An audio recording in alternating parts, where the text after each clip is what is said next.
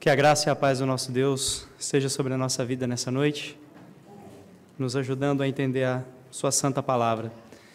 Irmãos, eu convido você a abrir a sua Bíblia no Evangelho de Mateus, no capítulo 5.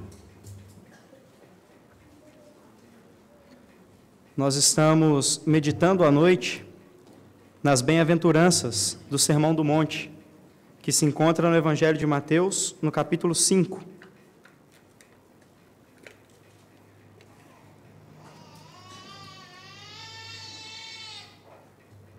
Diz assim a palavra do nosso Deus, Mateus, capítulo 5. Vendo Jesus as multidões, subiu ao monte, e como se assentasse, aproximaram-se os seus discípulos. E ele passou a ensiná-los, dizendo: Bem-aventurados os humildes de espírito, porque deles é o reino dos céus. Bem-aventurados os que choram, porque serão consolados.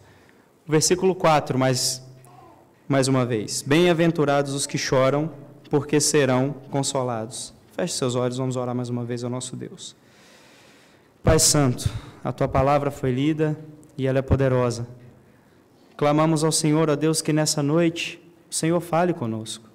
Nós somos pecadores, somos imperfeitos, mas estamos aqui, ó Deus, diante do Senhor, quebrantados, implorando ao Teu Espírito, ó Deus, que nos exorte, que nos conforte, para que saiamos daqui totalmente diferente da maneira que entramos, dispostos a viver de acordo com a Tua vontade em cada dia. Assim oramos em nome de Cristo.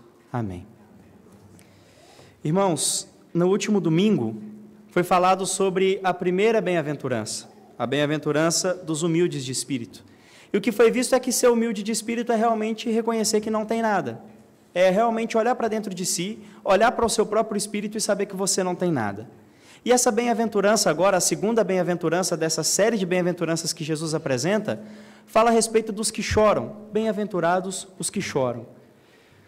E eu gostaria de começar nessa noite contando uma história pessoal, algo que ocorreu comigo. Dos meus 13 aos 16 anos, mais ou menos, foi um período bem conturbado da minha vida. Foi um tempo onde eu vivi fora da igreja. Eu ia aos cultos, participava dos cultos, mas o meu coração estava totalmente distante de Deus. Eu não me relacionava com Deus, não orava, não lia a Bíblia. De fato, eu era apenas mais um esquenta-banco. Estava ali marcando presença, talvez porque era bom para os meus pais, ainda que não sejam cristãos, me verem indo à igreja, ou porque era bom para as próprias pessoas da igreja que tinham uma imagem ao meu respeito, manterem aquela imagem me vendo ali. Porém, a minha vida não condizia com aquilo que eu dizia crer. A minha vida era totalmente contrária àquilo que eu acreditava, ou pelo menos dizia que acreditava ser real. E em uma certa ocasião, alguns amigos meus decidiram fazer um churrasco e me chamaram, e eu fui participar desse churrasco, um churrasco no horário do almoço. E eu nunca quis, e eu creio que muitas pessoas vivem esse dilema, eu nunca quis ser o excluído da turma. Eu sempre quis ser aceito, sempre quis fazer parte do meio de amigos onde eu estava. E havia muita bebida nesse churrasco. E eu me lembro de beber como se não houvesse amanhã. Bebi, misturei todo tipo de bebida possível.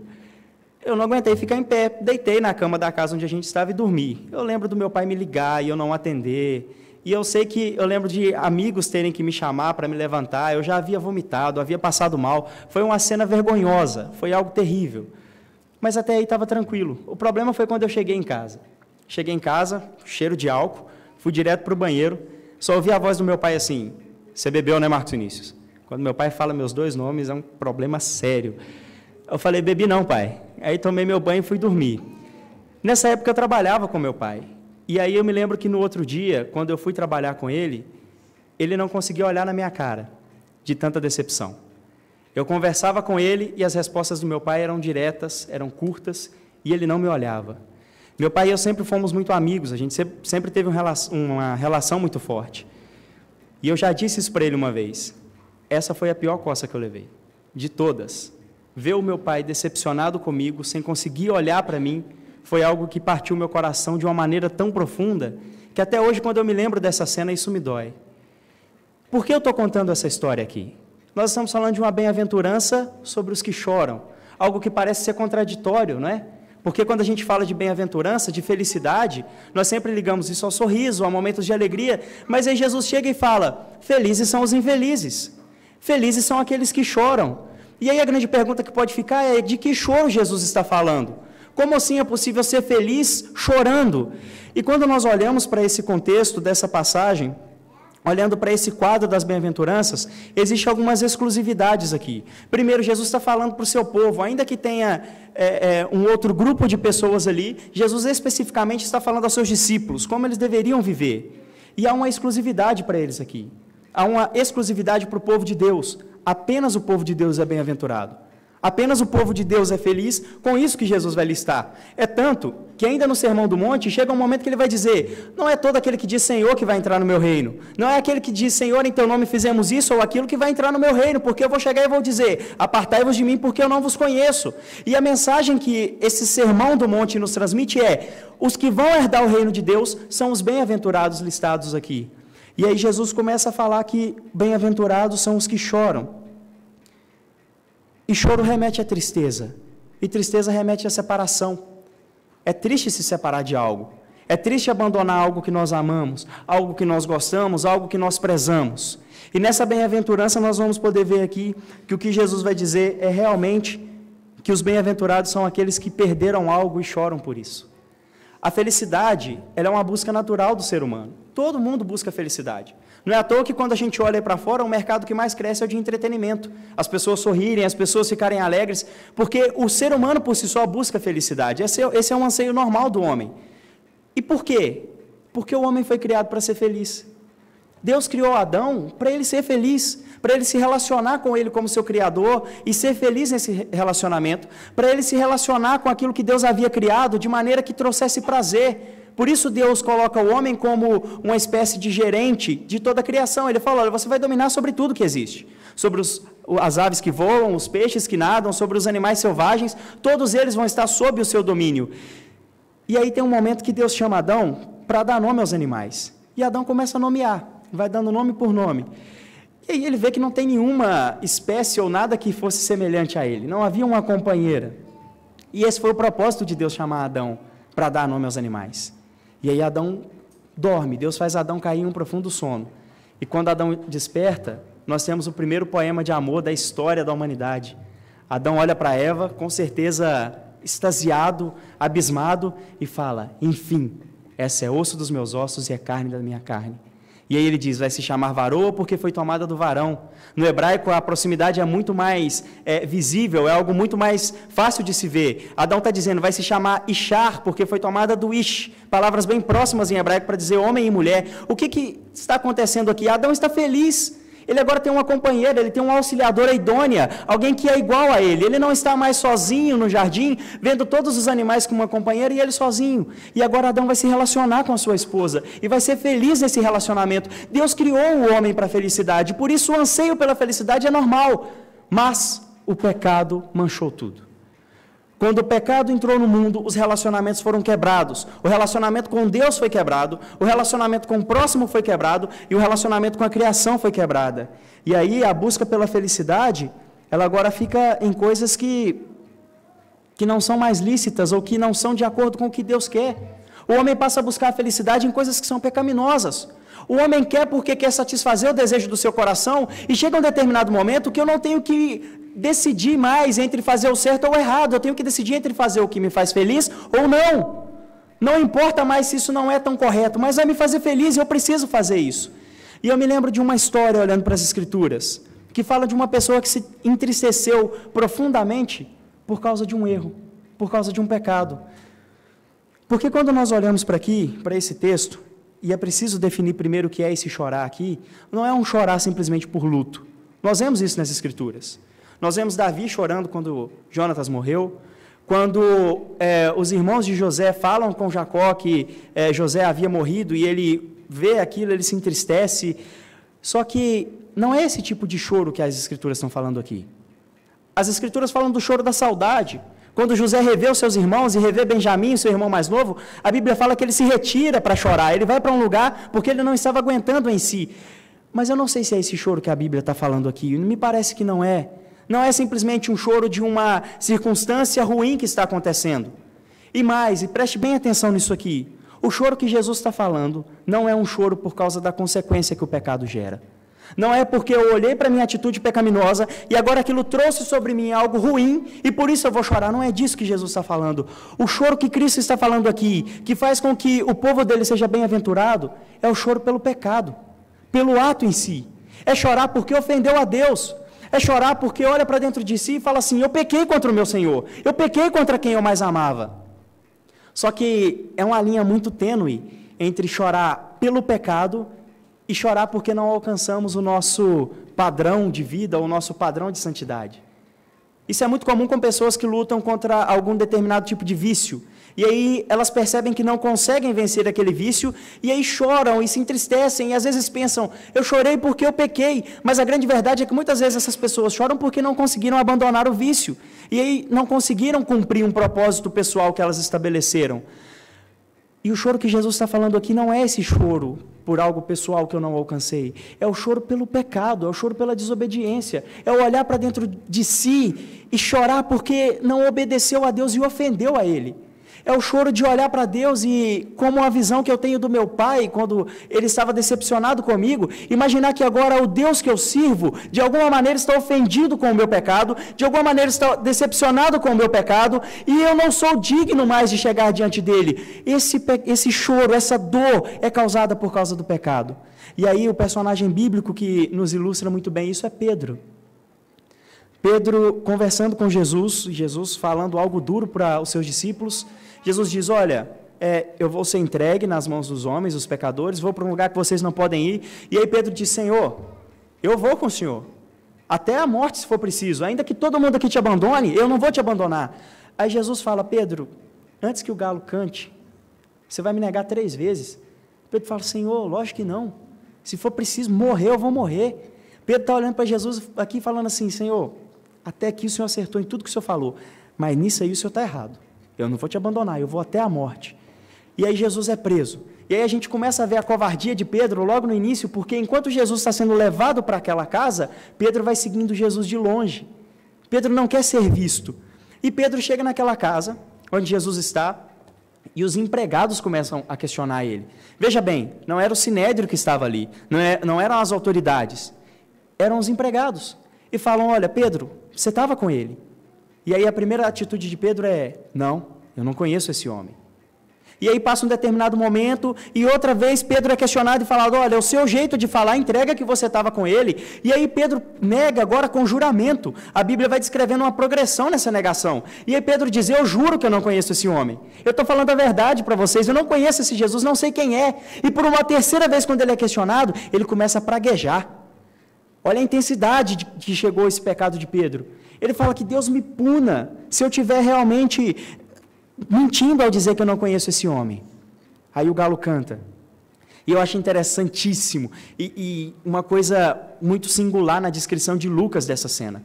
Ela fala que no momento em que o galo canta, Pedro olha para Jesus e Jesus olha para Pedro e fixa os olhos nele. Imagina essa cena.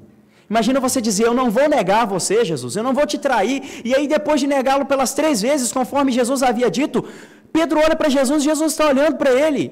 Imagine a situação, qual era a reação de Pedro, o que ele ia fazer, uma tristeza profunda. E aí a Bíblia fala que Pedro chorou amargamente. Ele chorou profundamente, ele não chorou simplesmente porque ia ter uma consequência aquele pecado, porque Jesus ia chegar depois e falar, tá vendo, eu te avisei. Não, ele chorou por causa do pecado dele. Ele não suportou olhar para o rosto de Cristo, olhar para o rosto dele sendo, naquela situação constrangedora ali, entregue na mão dos homens, sabendo que Jesus iria morrer dentro de alguns momentos, ou iria ser condenado, e saber que ele havia o negado. Saber que no momento que Jesus mais precisou que Pedro estivesse do lado dele, ele o abandonou. E Pedro agora olhou para essa situação e não aguentou e chorou amargamente por causa do pecado. Chorou profundamente de dor pelo seu pecado. E, meus irmãos, eu quero deixar uma coisa clara aqui sobre a questão do arrependimento. E eu quero que você grave isso. Existem 3 características de um arrependimento verdadeiro. Sempre que você quiser se questionar se você está arrependido, se questione sobre essas 3 características. A primeira delas é a consciência do pecado. É necessário saber que é pecado, que é errado, que é uma ofensa contra Deus. A segunda coisa é uma dor pelo pecado. não pela consequência, não porque aquilo vai fazer você passar vergonha na frente das pessoas talvez, mas é uma dor pelo pecado. E terceiro, uma disposição em mudar. A princípio, nós vemos aqui em Pedro a consciência do seu pecado. Quando ele olha para Jesus, ele sabe o que ele tinha feito.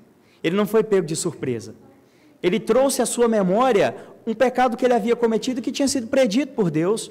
E mais do que isso, ele ainda havia dito para Jesus, olha, o senhor está errado, eu não vou fazer isso, mas ele fez, ele havia pecado, ele havia tirado a credibilidade do que Jesus havia falado e ainda havia o negado. E depois ele sente a dor por causa daquilo. Uma dor que o faz chorar amargamente. E quando nós olhamos para Davi, e aí é um outro quadro semelhante. Davi, em um determinado momento, vê uma mulher pela sacada da sua casa, mulher de Urias, e ele manda chamá-la.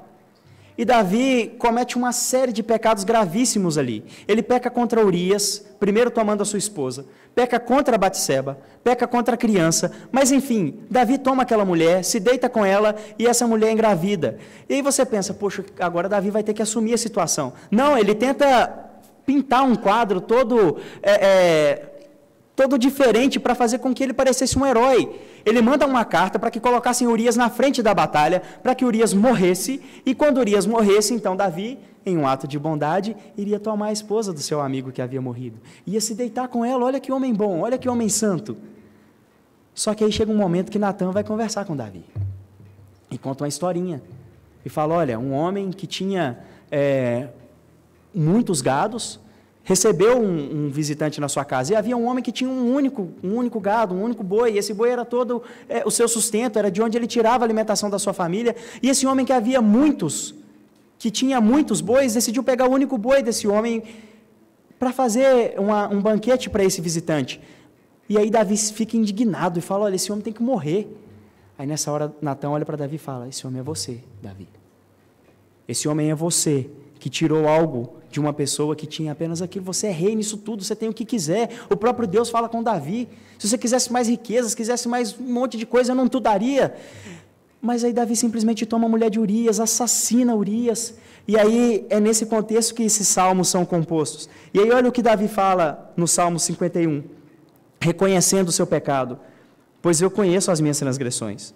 O meu pecado está sempre diante de mim. Mas Davi vai mostrar arrependimento. Lá no Salmo 38, olha o que ele fala. Confesso a minha iniquidade, suporto tristeza por causa do meu pecado. E Davi ainda diz lá no Salmo 32, o que nós cantamos aqui. Enquanto calei os meus pecados, envelheceram os meus ossos pelos meus constantes gemidos todos os dias. Sabe o que é esse choro aqui que está descrito? É um choro de luto. É um choro terrível. Sabe quando alguém chora por uma pessoa que morreu? Aquele luto doloroso, aquela coisa profunda. É isso que Jesus está falando aqui. Bem-aventurados os que choram com um choro de luto por causa do pecado.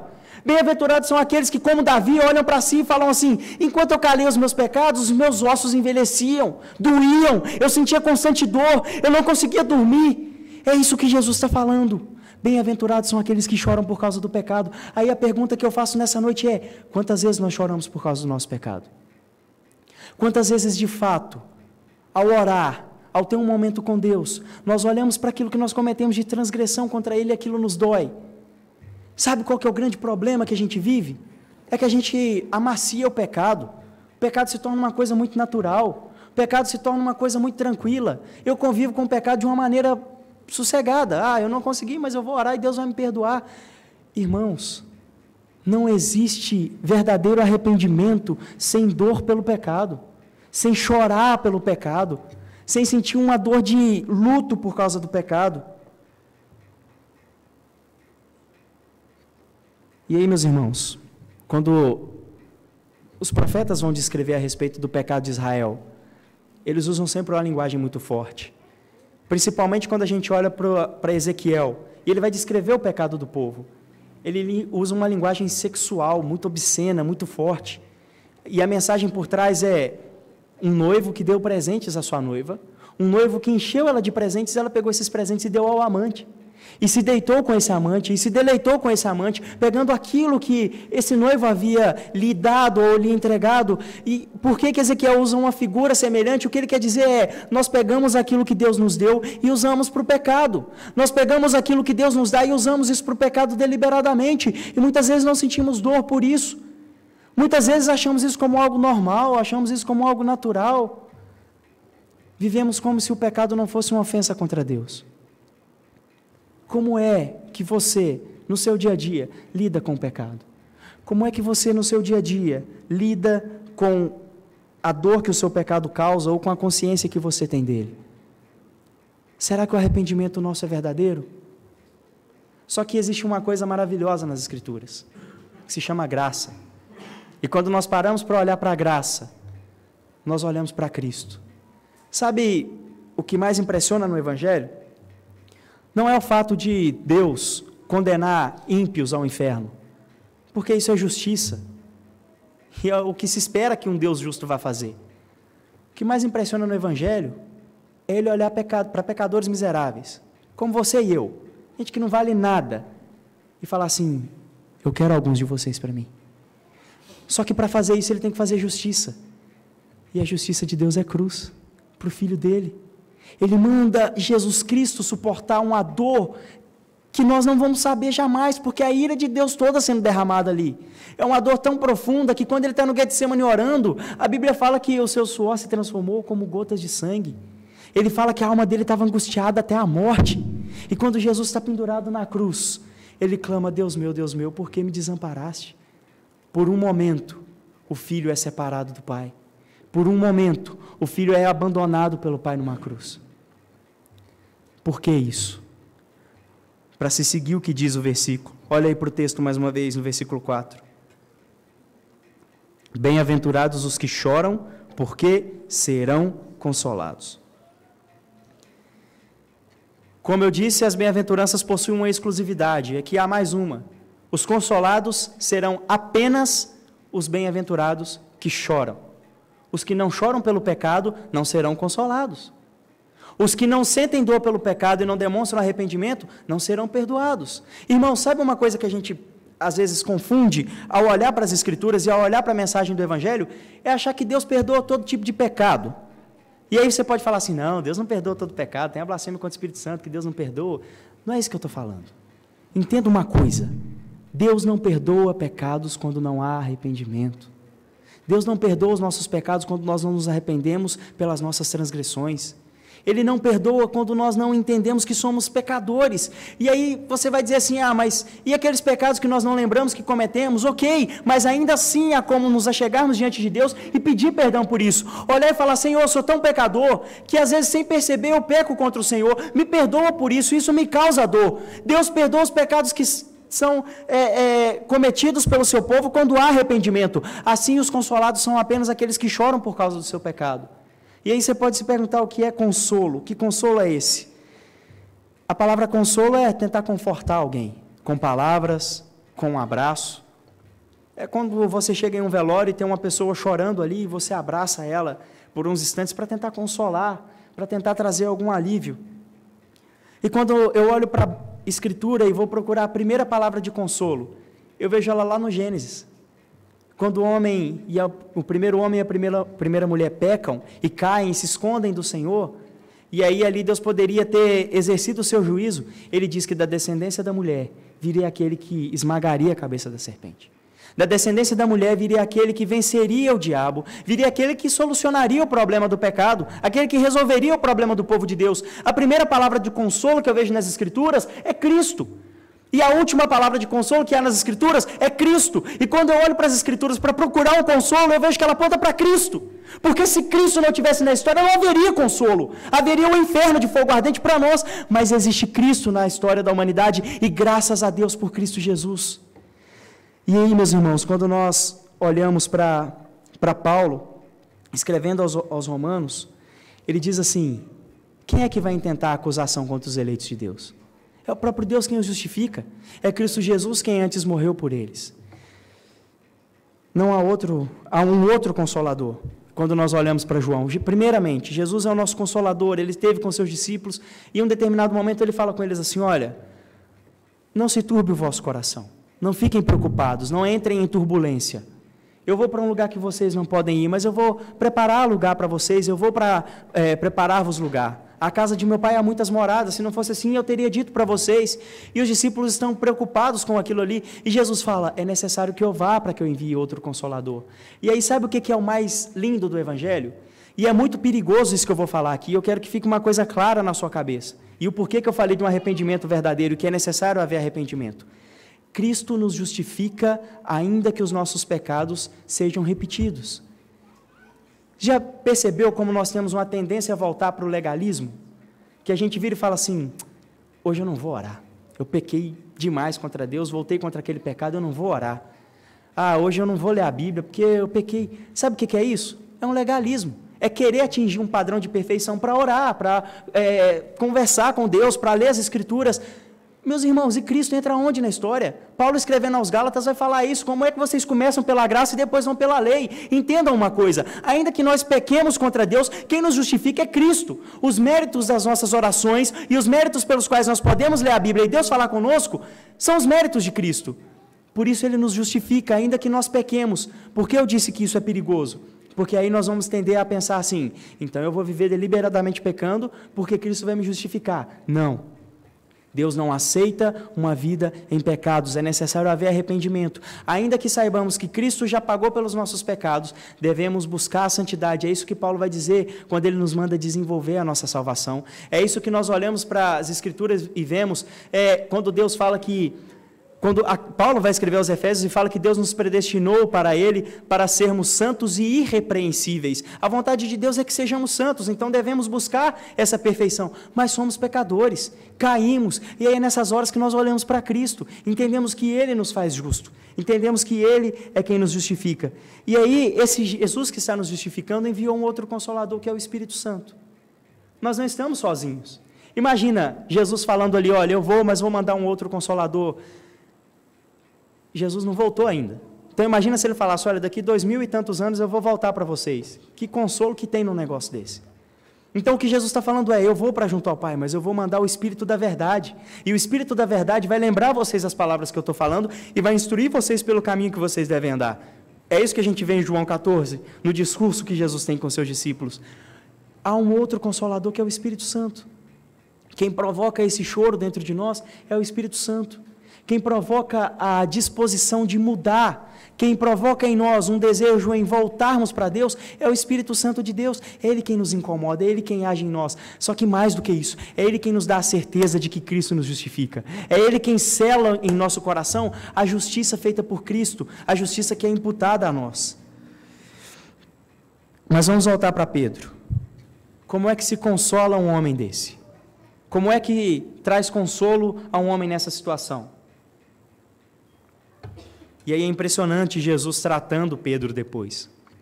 Depois que Jesus ressuscita e se encontra com Pedro, e aí ali há uma estrutura muito bem harmonizada e muito bem feita de palavras na língua grega, que deixa muito claro o que Jesus está fazendo com Pedro. E aí, para os irmãos entenderem melhor aqui, eu vou usar duas palavras que são traduzidas como amor em sentidos diferentes. No grego há basicamente 3 palavras para descrever amor. E há 2 sendo usadas nesse texto onde Jesus conversa com Pedro. As 2 devem ser traduzidas como amor, entendam isso. Mas para uma melhor compreensão, eu vou traduzir uma como amor e uma como gostar, para uma melhor compreensão. Jesus chega para Pedro e quando vai questionar ele, pergunta, Pedro, tu me amas? Pedro olha para Jesus e fala, Senhor, o Senhor sabe que eu gosto de você. Ainda que Pedro use a palavra amor, ele está usando uma palavra amor com uma intensidade menor. Jesus olha para Pedro e fala, apacenta as minhas ovelhas. Pela segunda vez, Jesus olha para Pedro e fala, Pedro, tu me amas? E Pedro fala, eu gosto do Senhor, o Senhor sabe disso. Jesus, mais uma vez, apacenta as minhas ovelhas. E aí agora Jesus muda o discurso. Isso que é lindo, porque Jesus olha para Pedro pela 3ª vez e fala, Pedro, você gosta de mim? Aí o texto fala que Pedro entristeceu e apelou para a soberania de Deus. Falou, Senhor, tu sabes de todas as coisas. Sabe o que Pedro está fazendo? Ele está se lembrando do que ele fez e está falando assim, lá atrás, quando eu disse que não te negaria, o Senhor falou, vai negar, e eu temei, e neguei o Senhor. Por que eu vou te amar agora? Para que eu vou querer dizer ao Senhor que eu te amo, se o Senhor sabe que eu não amo o Senhor com esse amor mais intenso? E ele vai dizer, o Senhor sabe de tudo, o Senhor sabe que eu gosto de você. E aí Jesus mais uma vez diz, apacenta as minhas ovelhas. Sabe o que é o consolo que Pedro recebe? É que Jesus está olhando para ele, enxergando o verdadeiro arrependimento e falando assim, Pedro, cuide do meu rebanho, pastoreie o meu povo. Ainda que você tenha me negado, você é útil para me servir. Eu quero você para me servir. Pedro, me sirva. Pedro, seja um dos meus. E aí no final desse discurso, a Bíblia vai nos dizer que Jesus havia pronunciado que Pedro morreria de uma maneira que iria glorificar a Deus. Então, qual é o conforto de Pedro? É ele saber que mesmo após ter negado Jesus e ter feito o que fez, ele iria glorificar a Deus com a sua morte e ele iria pastorear o rebanho de Deus através daquilo que Jesus havia falado. E aí eu quero citar aqui a pergunta do Catecismo de Heidelberg, a primeira pergunta que fala assim, qual é o teu consolo na vida e na morte? Seu único consolo na vida e na morte. Preste bem atenção na resposta. A resposta é que não pertenço a mim mesmo, mas pertenço de corpo e alma, tanto na vida quanto na morte, ao meu fiel Salvador Jesus Cristo. Ele pagou completamente todos os meus pecados com o seu sangue precioso e libertou-me de todo o domínio do diabo. Ele também me guarda de tal maneira que, sem a vontade do meu Pai Celeste, nem um fio de cabelo pode cair da minha cabeça. Na verdade, todas as coisas cooperam para a minha salvação. Por isso, pelo seu Espírito Santo, ele também me assegura a vida eterna e faz-me disposto e pronto de coração para viver para ele de agora em diante. E aí o texto que nós lemos de Lamentações, que é quando Jeremias está naquela situação que Deus está castigando o povo, e ele para e fala assim, não, eu quero trazer à memória o que me dá esperança. E o que me dá esperança? É que as misericórdias do Senhor não têm fim, elas se renovam a cada manhã, elas são a causa de não sermos consumidos. Bom é o Senhor para os que esperam nele, bom é aguardar a sua salvação. Suas misericórdias nos sustentam. Sabe o que é o consolo quando eu olho para isso aqui, para esse choro por causa de um pecado ou por essa dor que o pecado causa? É saber que as misericórdias de Deus se renovam sobre a minha vida todas as manhãs e saber que tudo coopera para o meu bem, tudo coopera para a minha salvação e que quando enfim eu fechar os meus olhos aqui, eu vou estar diante dele e Cristo vai olhar e vai falar, é justo porque eu justifiquei. Esse é o nosso consolo. É desse consolo que as Escrituras falam, não é um consolo subjetivo de alguém que dá um tapinha nos ombros e fala assim, eu sei que a sua situação está ruim, mas podia ser pior. Não, é um consolo de alguém que abraça e fala assim, eu justifiquei você dos seus pecados. O Espírito Santo testifica isso no nosso coração, ele sela isso no nosso coração. Nosso consolo é sem saber que Cristo pagou pelos nossos pecados. O nosso consolo é olhar para uma cruz e pensar, era eu que deveria estar lá. Eram os meus braços que deveriam ter sido cravados.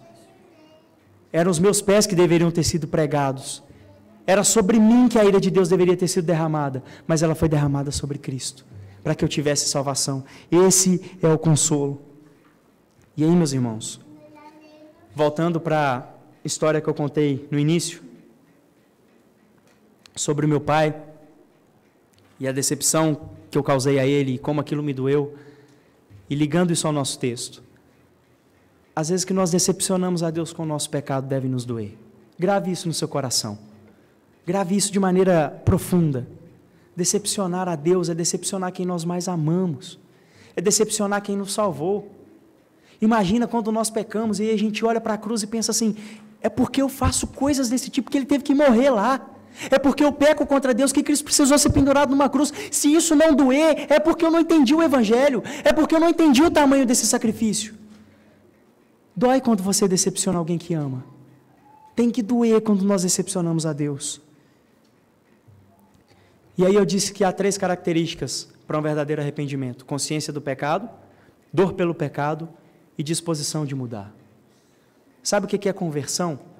É se voltar do pecado para Deus. Conversão é uma volta.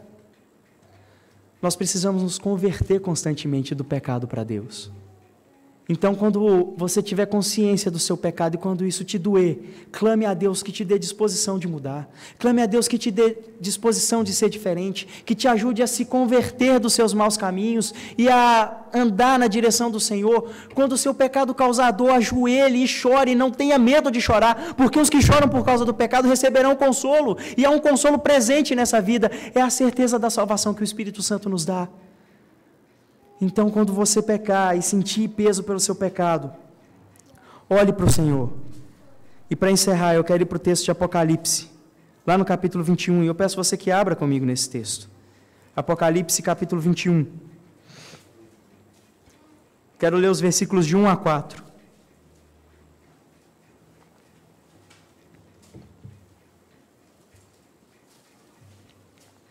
Apocalipse, capítulo 21, os versículos de 1 a 4. Diz assim: Vi novo céu e nova terra, pois o primeiro céu e a primeira terra passaram, e o mar já não existe. Vi também a cidade santa, a nova Jerusalém, que descia do céu da parte de Deus, ataviada com a noiva adornada para o seu esposo.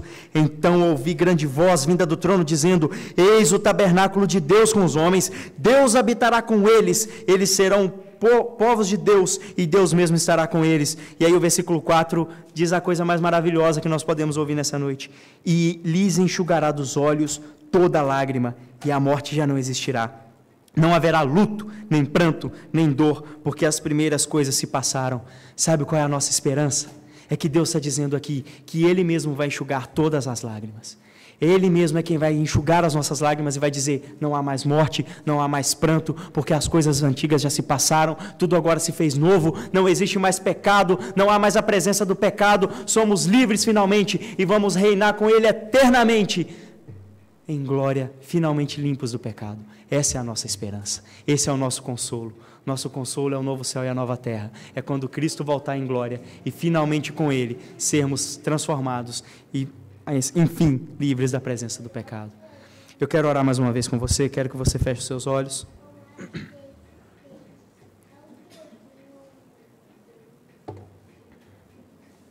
Senhor Deus, a Tua palavra, ela fala profundo ao nosso coração.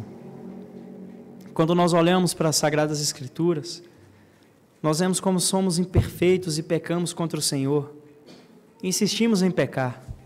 Pecamos todos os dias. Ó Deus, e muitas vezes o nosso pecado não nos causa mais dor. A dor da separação da comunhão com o Senhor. A dor de não ouvir mais a Tua voz. O pecado se torna algo tão normal que aquilo já não incomoda mais. O que nós queremos pedir ao Senhor é: Pai, nos dá consciência do pecado, para que essa consciência produza uma dor em nós profunda, uma dor por causa do erro, não por causa da consequência, não pela maneira como o Senhor poderá nos julgar ou nos castigar, mas simplesmente porque Te ofendemos, e ofendemos a quem mais amamos nessa vida. Ó Deus, só que quando nós olhamos para as Escrituras e vemos que o pecado nos causa essa tristeza, nós vemos a Tua palavra dizendo que são felizes os que choram, porque serão consolados. E serão consolados pelo Senhor. Ó Deus, nós seremos consolados por Ti. Nós somos consolados por Ti através do Teu Espírito, na esperança da vida eterna. E cremos que quando o Senhor voltar em glória, o Senhor enxugará dos nossos olhos toda a lágrima. E não haverá mais dor, não haverá mais pecado, não haverá mais nada. As coisas velhas já se passaram. Te louvamos, ó Deus, por Cristo. Porque é Ele quem nos dá consolo, é Ele quem nos dá esperança, é Ele quem veio redimir um povo e comprar um povo pelo preço do próprio sangue, para que a vida eterna fosse verdade no nosso coração. Faz-nos viver de acordo com a Tua vontade. E que quando pecarmos, ó Deus, nos faça arrepender verdadeiramente e nos voltarmos para o Senhor e buscarmos viver de acordo com a Tua vontade e nos lembrarmos que é Cristo quem nos justifica. Ó Deus, assim oramos em nome de Cristo Jesus.